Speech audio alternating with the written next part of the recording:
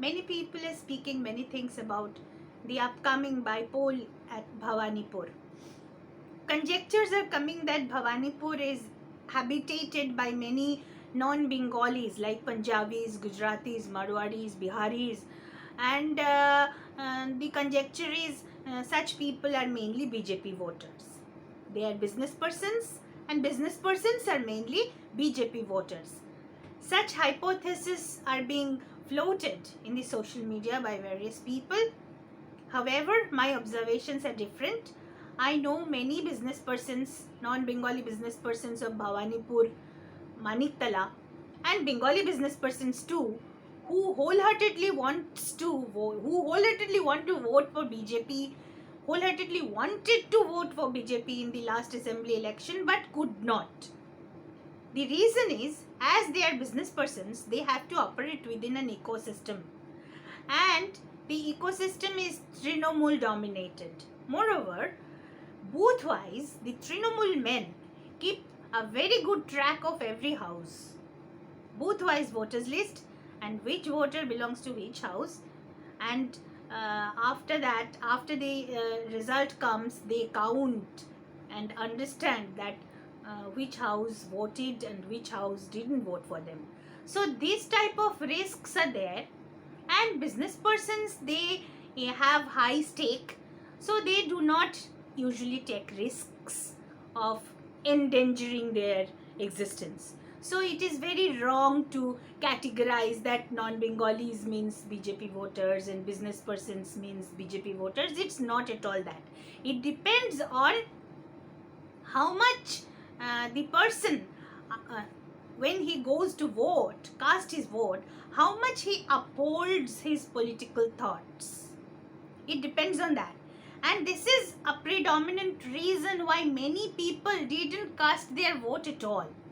Because they couldn't vote for TMC, neither could they dare to vote for BJP, because they know the repercussion. So these are the things which we need to keep in mind. But certain things which really needs our attention, like Mamata Banerjee went to Sola Ana Mosque. She went to Sola Ana Masjid. There, I can tell you that amongst our minority voters, as I am working on the voters list of West Bengal, there are several repetitions of names, especially of Muslim females. So here, the responsibility rests upon the Election Commission of India to arrange for facial identity check before every voter enters the polling booth, and the check of the identity card. As I have shown in one of my videos that in Malda, one voter has two voter ID cards bearing two different numbers. So here lies the responsibility of the Election Commission. They need to check, they need to arrange for voter ID card check before entering the polling booth, and also the facial identity check, especially for minority voters. For them it is required, and for all of us it is required, not only for them. The other thing, very important, since here the election is happening only in one constituency, so number of EVMs won't be more than 200-250. Certain things happen in West Bengal.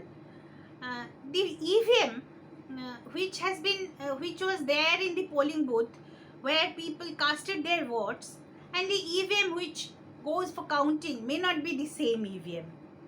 So vote will happen on September 30th and counting would happen on October 3.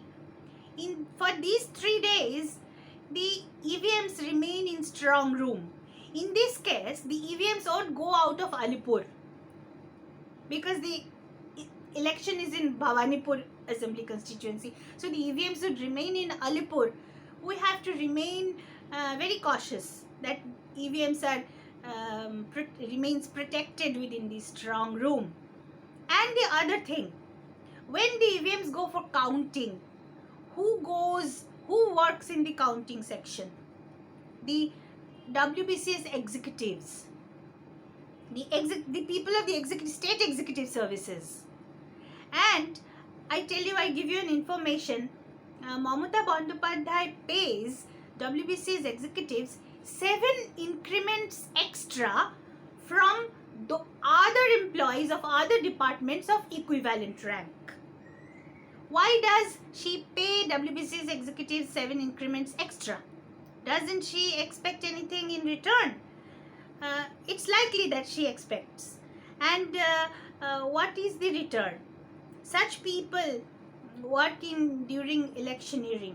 I have seen the news that recently the returning officer has charged Priyanka Tibrewal, asked her why action shouldn't be taken against her for breaking COVID norms while she was going to file her nomination.